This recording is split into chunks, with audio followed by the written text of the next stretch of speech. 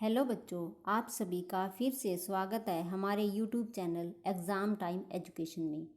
तो आज के इस वीडियो में हम क्लास 6 के सोशल साइंस के लेसन नंबर 4 क्या बताती है हमें किताबें और कब्रें के बारे में जानेंगे।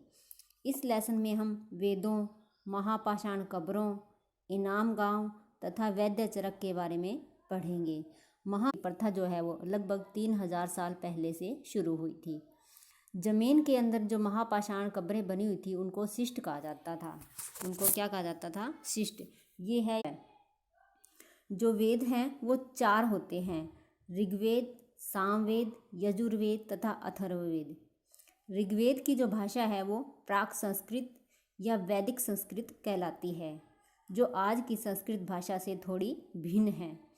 चरक नामक वैद्य जो है वो अपनी पुस्तक चरक संहिता में मनुष्य के शरीर में 360 हड्डियों का वर्णन किया है, जबकि आधुनिक विज्ञान जो है उसके अनुसार मानव शरीर में 206 हड्डियां होती है।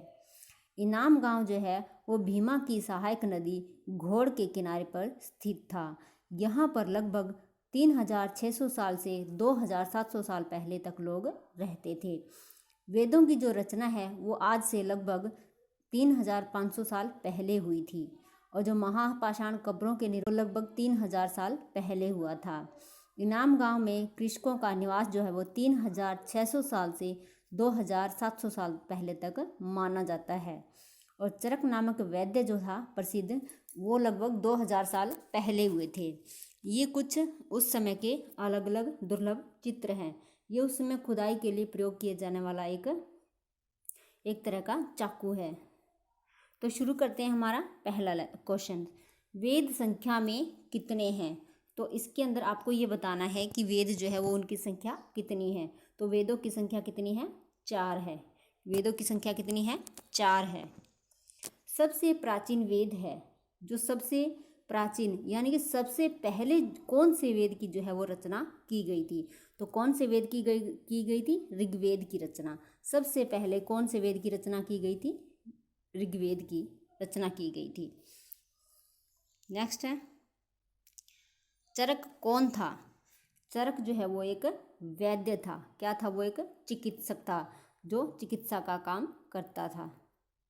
चरक ने पुस्तक लिखी। जो चरक था, वैद्य चरक था, उन्होंने कौन सी पुस्तक लिखी थी ये आपको बताना है। तो उन्होंने कौन सी पुस्तक लिखी थी? चरक संहिता। कौन सी लिखी थी? चरक संहिता। वैद्य चरक ने अपनी पुस्तक में मानव शरीर में कितनी हड्डियां बताई है? तो जो वैदिक समय के अंदर जो वैद्य चरक थे, उन्होंने अपनी पुस्तक के अंदर कितनी हड्डियां बताई है? 360। कितनी बताई है? 360। लेकिन जो आधुनिक मानव जो शरीर विज्ञान है उसके अनुसार आधुनिक समय में मानव शरीर में 206 हड्डियां होती है। वैदिक प्रार्थनाओं की रचना की थी। तो इसमें से ये बताना है कि जो वैदिक प्रार्थनाएं हैं उनको किसने लिखा था? तो किसने लिखा था? ऋषियों ने। किसने लिखा था? ऋषियों ने। संस्कृत जिस भाषा परिवार का हिस्सा है, तो आपको ये बताना है कि इसमें से संस्कृत जो है वो कौन सी भाषा परिवार का हिस्सा है। तो इसका आंसर क्या रहेगा? ऑप्शन सी, भारत यूरोपीय। क्या रहेगा? भारत यूरोपीय। भारत में ऑस्ट्रो एशियाटिक परिवार से जुड़ी भाषा बोली जाती है। तो आपको ये बताना है कि कौन सी क्षेत्र के अंदर ऑस्ट्रो एशियाटिक परिवार से संबंधित भाषा जो है वो बोली जाती है। तो वो कहाँ पर बोली जाती है? झारखंड तथा मध्य भारत में। कहाँ पर बोली जाती है? झारखंड तथा मध्य भारत में। तमिल, तेलुगु, कन्नड़ तथा मलयालम जिस भाषा परिवार की भाषाएं हैं, आपको ये बताना है कि ऐसा कौन सा भाषा परिवार है जिसके अंदर तमिल, तेलुगु, कन्नड़ और मलयालम जो भाषाएं हैं वो बोली जाती है।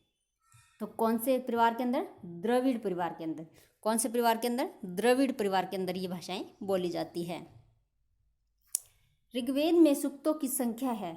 जो ऋग्वेद है उसके अंदर जो सूक्त लिखे गए हैं उसकी संख्या कितनी है आपको ये बताना है।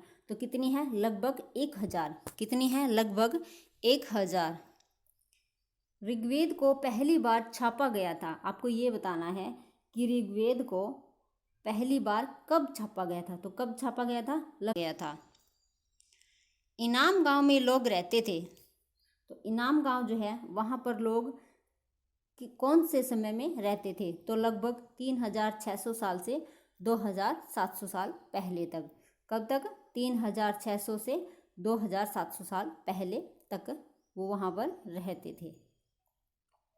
भारत के पूर्वोत्तर प्रदेशों में निम्न भाषा परिवार की भाषाएं बोलते हैं। जो भारत का पूर्वी जो प्रदेश हैं वहाँ पर कौन से परिवार की भाषाएं बोली जाती है, ये आपको बताना है।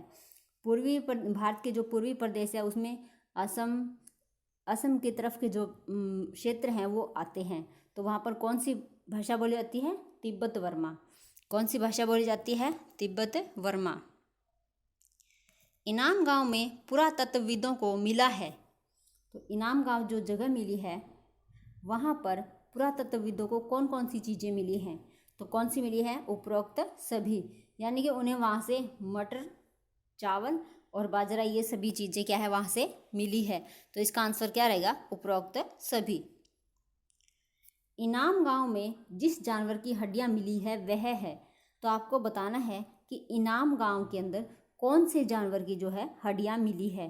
तो इसका आंसर क्या रहेगा? उपरोक्त सभी, क्योंकि वहाँ पर गाय तथा बैल, घोड़ा तथा गधा, घड़ियाल तथा कछुआ, इन सभी की हड्डियां जो है वो मिली है। तो इसका आंसर क्या रहेगा? उपरोक्त सभी।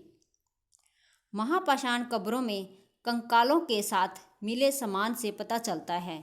तो महापाषाण काल की जो कब्रें थे जिनको शिष्ट बोला जाता था, उनके अंदर जो सामान मिला है उससे क्या पता चलता है? तो उसे क्या पता चलता है? मृतक की सामाजिक स्थिति का। क्या पता चलता है? मृतक की सामाजिक स्थिति का। दो नदियाँ जिन्हें आर्य लोग देवियों की तरह पूजते थे, आपको बताना है कि इनमें से कौन सी वो दो नदियाँ हैं जिनको आर्य लोग जो है वो देवी की तरह पूजते थे। तो इसका आंसर क्या रहेगा? व्यास तथा सतलुज। क्या रहेगा? व्यास तथा सतलुज। वैदिक काल में राजा को सलाह देने वाली संस्थाएं थी। जो वैदिक काल के अंदर राजा को सलाह देने के लिए कौन सी संस्था इनमें से थी वो आपको बताना है। तो इसका आंसर क्या रहेगा? सभा तथा समिति। क्या रहेगा? सभा तथा समिति। महापाषाणों के निर्माण का आरंभ हुआ। तो आपको ये बताना है कि महापाषाण जो है वो उनके निर्माण का आरंभ कब हुआ था। तो कब हुआ था? लगभग 3000 साल पहले। कब हुआ था? लगभग 3000 साल पहले। महापाषाण पाए जाते हैं। तो आपको ये बताना है जो महापाषाण कब्रें जो पाई गई है, शिष्ट जो पाए गए हैं, वो कहाँ कहाँ पर पाए जाते हैं। तो इसका आंसर क्या रहेगा?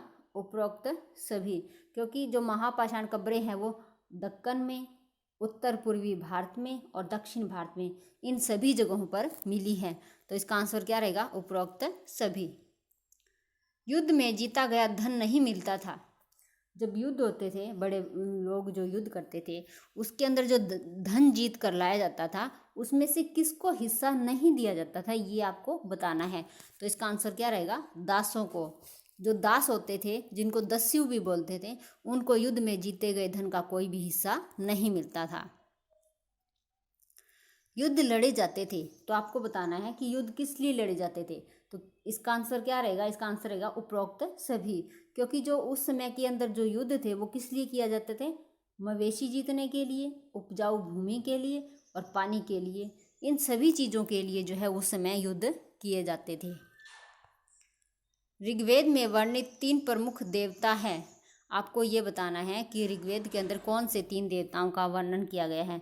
तो कौन से हैं वो? इसका आंसर क्या रहेगा? उपरोक्त सभी। उसके अंदर सोम देवता, इंद्र देवता और अग्नि देवता, इन सभी का जो वर्णन है वो मिलता है ऋग्वेद के अंदर। वेदों की रचना की गई। आपको ये बताना है कि वेदों की रचना कब की गई थी। तो इसका आंसर क्या रहेगा? लगभग 3500 साल पहले का। क्या रहेगा? लगभग 3500 साल पहले।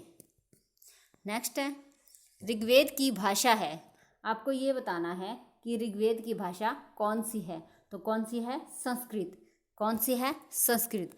जो ऋग्वेद है उसकी रचना संस्कृत भाषा में की गई है। इनाम गांव के लोग खाते थे। तो इनाम गांव जो है वहाँ पर जो लोग रहते थे वो क्या क्या खाते थे। इसका आंसर क्या रहेगा? उपरोक्त सभी, क्योंकि वहाँ के जो लोग थे वो गेहूँ व जौ, चावल व दाल और बाजरा और मटर, इन सभी चीज़ों का प्रयोग जो है वो खाने के लिए करते थे। क्या करते थे? इन सभी चीज़ों का वो खाने के लिए प्रयोग करते थे। तो बच्चों, आज का हमारा ये लेसन यहाँ पर समाप्त होता है और आपको ये बताना है कि आपको ये वीडियो कैसे लगी। कमेंट बॉक्स के अंदर लिख कर ज़रूर बताएं। वीडियो को लाइक और शेयर करें और चैनल को सब्सक्राइब करना बिल्कुल भी नहीं भूलें और साथ में बेल आइकन को भी दबा लें ताकि जब भी कोई नई वीडियो अपलोड हो तो उसका आपको नोटिफिकेशन जल्दी से मिल जाए।